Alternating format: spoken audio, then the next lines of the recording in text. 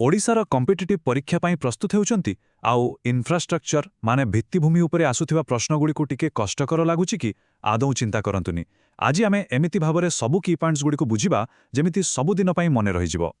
अच्छा, गोटे बड़ प्रश्नरू आरंभ करिबा। गोटे राज्य निज अर्थनीति को 1.5 ट्रिलियन डॉलर रे केमिति पहुंचेइबो? एत्ते बड़ लक्ष्य एहा संभव केमिति?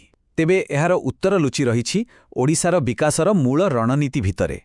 आउ सेही उत्तरर मूलदुआ हेउछि कनेक्टिविटी अर्थात संयोगीकरण।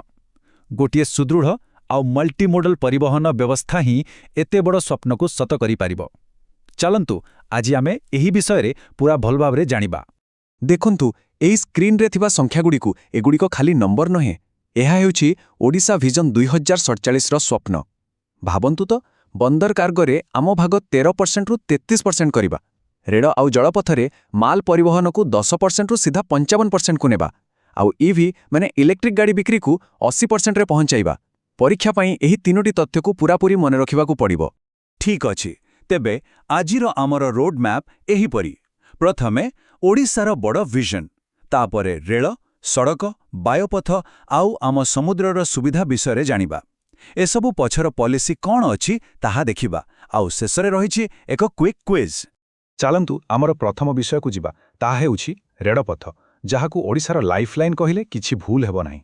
आउ हां, परीक्षा रे एही टॉपिक रु प्रश्न आसीबार संभावना सबुबेले बेसी थाए।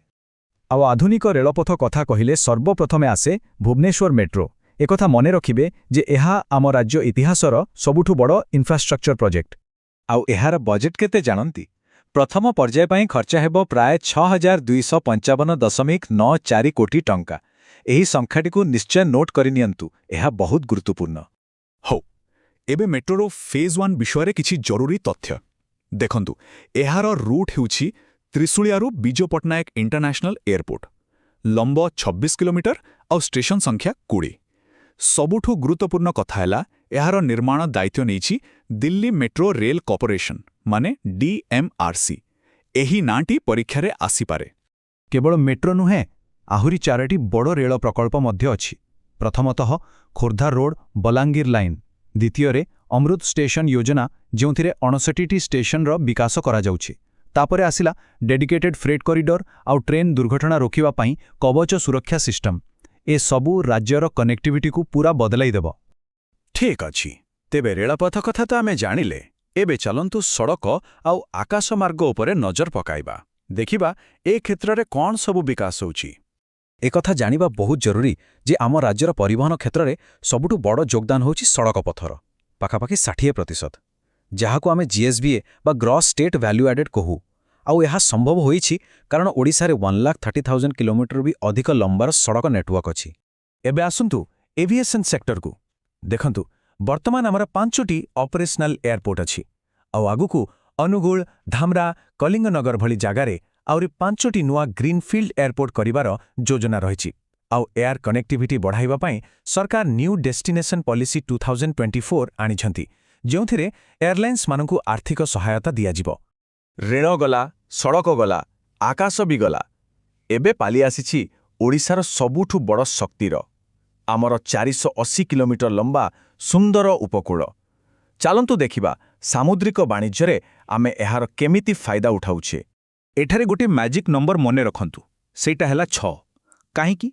कारण ओडिशा रे 6टी जातीय जलपथ बा नेशनल वाटरवेज रो विकास करा जाउछि।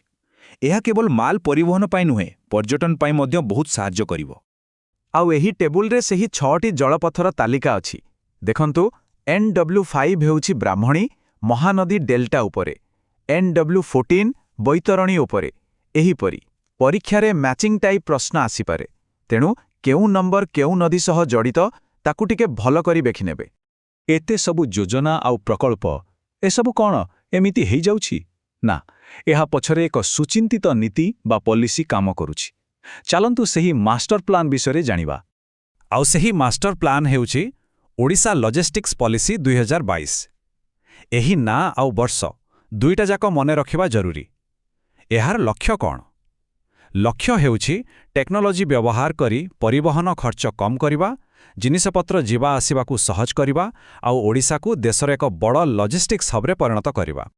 बहुत कथा आलोचना हैला, ତେବେ ଏବେ ଟିକେ ନିଜ ଜ୍ଞାନକୁ ପରଖିବାର ସମୟ। ପ୍ରସ୍ତୁତ?